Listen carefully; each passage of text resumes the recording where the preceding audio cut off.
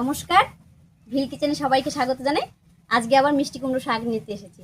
তো মিষ্টি কুমড়ো শাকের একটা দারুণ রেসিপি আপনাদের সঙ্গে শেয়ার করব। আপনারা প্রথম থেকে শেষ পর্যন্ত সঙ্গে থাকুন, আশা করছি খুব ভালো লাগে। আর দেখতেই পাচ্ছেন আমাদের মিষ্টি কুমড়োর বাগানে কত শাক হয়েছে। দেখুন একেবারে সারি সারি হয়ে ডাঁটাগুলো ঝুলছে। তো এখান থেকেই কয়েকটা কেটে নিচ্ছি।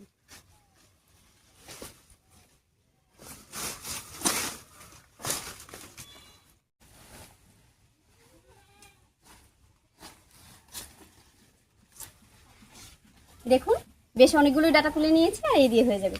এবারে গিয়ে বেছে নিচ্ছি।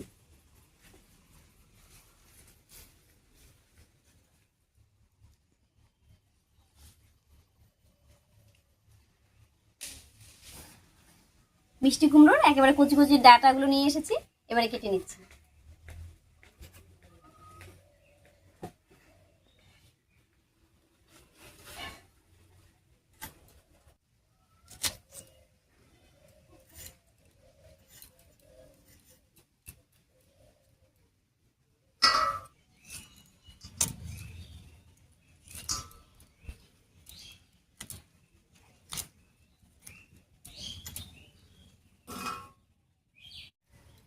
আজকের এই রান্নাটা করার জন্য মিষ্টি কুমড়ো ডাটা পাতা সবই কিন্তু নেব। এর আগেও মিষ্টি কুমড়ো ডাটা দিয়ে আমি অনেক রেসিপি আপনাদের সঙ্গে শেয়ার করেছি, আপনারা সবাই ভীষণ পছন্দ করেছেন। তো আজকের রেসিপিটাও ভীষণই ভালো। তো আপনাদের কাছে কেমন লাগবে অবশ্যই কমেন্টে জানাবেন। আর যদি ভালো লাগে একটা লাইক করে দেবেন। আপনাদের একটা কমেন্ট, একটা লাইক আমাকে আরও নতুন নতুন রেসিপি করতে উৎসাহ দেয়।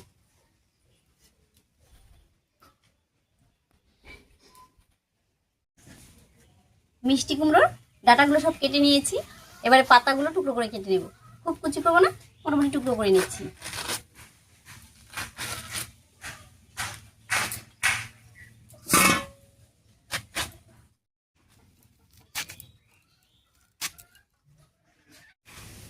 মিষ্টি কুমড়োর ডাটা পাতা সব কেটে নিয়েছি, এবার পরিষ্কার করে ধুয়ে নিচ্ছি।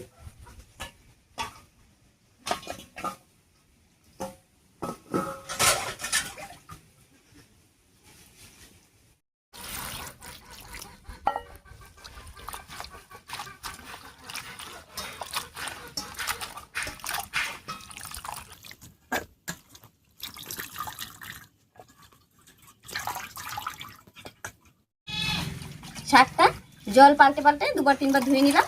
এবারে উনুন জ্বালিয়ে একেবারে ঝটপট করে রান্নাটা করে নেব।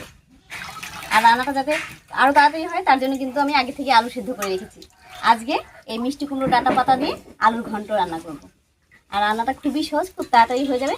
তবে গরম গরম ভাতের সঙ্গে খেতে কিন্তু দারুণ লাগে।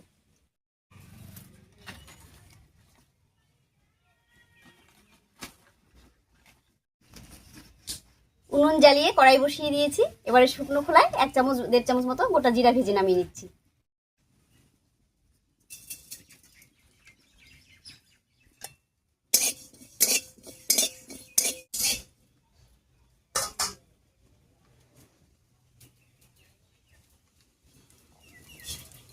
জিরাটা ভাজা হয়ে গেছে, একবারে শিলনোড়ায় নামিয়ে নিচ্ছি। এবারে ফোড়নের জন্য কড়াইয়ে দেব সরষের তেল।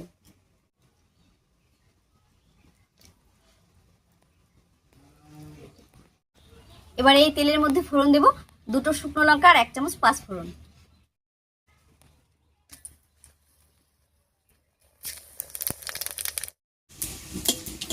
ফোড়নটা ভাজা হয়ে গেছে, এবার এর মধ্যে দিয়ে দিচ্ছি পেঁয়াজ কুচি।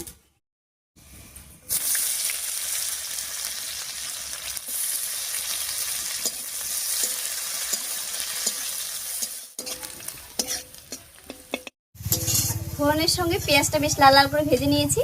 এবার এর মধ্যে দেব আদা রসুন বাটা। দিয়ে দিচ্ছি 1 চামচ মতো আদা রসুন বাটা।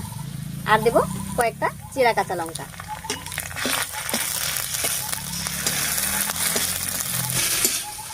আদা রসুন বাটা দিয়ে একটু রান্না করে নিয়েছি। আদা রসুনের কাঁচা গন্ধটা চলে গেছে। এবার এর মধ্যে দেব স্বাদ মতো হলুদ লবণ আর একটুখানি লাল লঙ্কার গুঁড়া। দিয়ে দিচ্ছি হলুদ, লবণ আর দেব একটুখানি লাল লঙ্কার গুঁড়া। এবারে মশলা বাটা জল দিয়ে কষিয়ে নেব।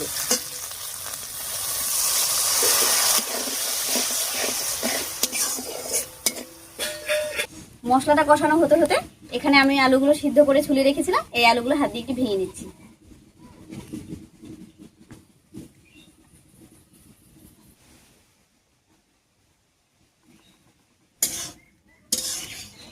আলুটা ভাঙতে ভাঙতে মশলাটাও কষানো হয়ে গেছে।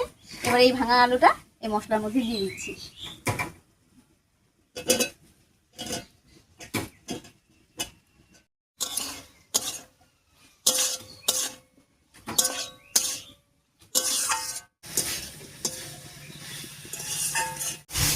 আলুটা দিয়ে মশলার সঙ্গে আরো 4-5 মিনিট কষিয়ে নিয়েছি। আর এই রান্নায় মশলার সঙ্গে আলুটা যত ভালো করে কষবে রান্নাটা কিন্তু তত টেস্টি হবে। তো আলুটা কষানো হয়ে গেছে, এবার শাক আর ডাঁটাটা দিয়ে দিচ্ছি।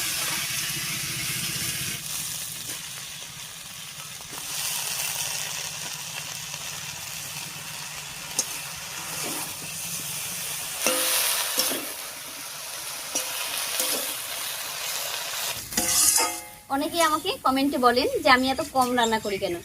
আসলে আমাদের বাড়িতে আগে 6 জন লোক ছিল, এখন তো শাশুড়ি মা নেই, তো 5 জন হয়ে গেছে। তার মধ্যে আমার বড় মেয়ে বাড়িতে থাকে না, সে বাইরে থাকে।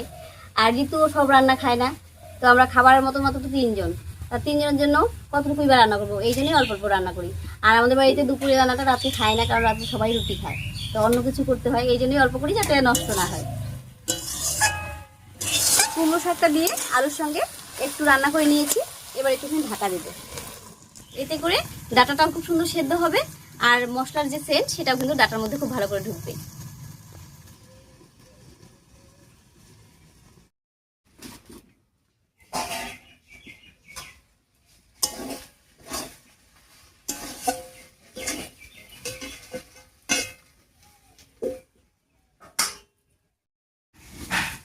ঢাকা দিয়ে 4-5 মিনিট রান্না করে নিয়েছি, এবারে ঢাকাটা তুলে নেব।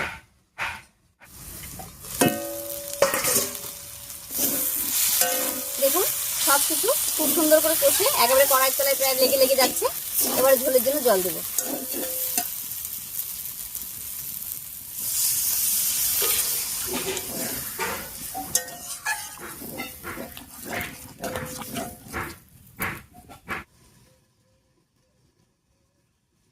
ঝোলের জন্য জল দিয়েছি, জলটা ফুটতে থাকুক। আর এই ফাঁকে আমি যে জিরাটা ভেজে নামিয়ে রেখেছিলাম সেটা গুঁড়ো করে নিচ্ছি।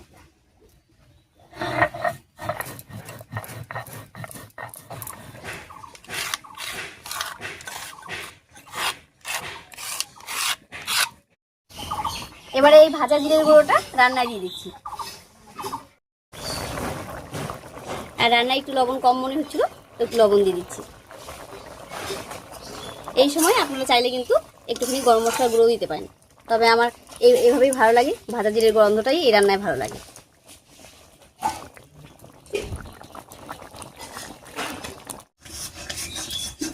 কুমড়ো শাক দিয়ে আলুর ঘন্ট একদম রেডি হয়ে গেছে, এবারে নামিয়ে নিচ্ছি।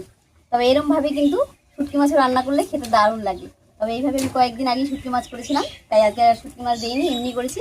এই নিরামিষভাবে খুব ভালো লাগে। আমি পেঁয়াজ রসুন দিয়েছি, আপনারা চাইলে কিন্তু পেঁয়াজ রসুনটা বাদও দিতে পারেন।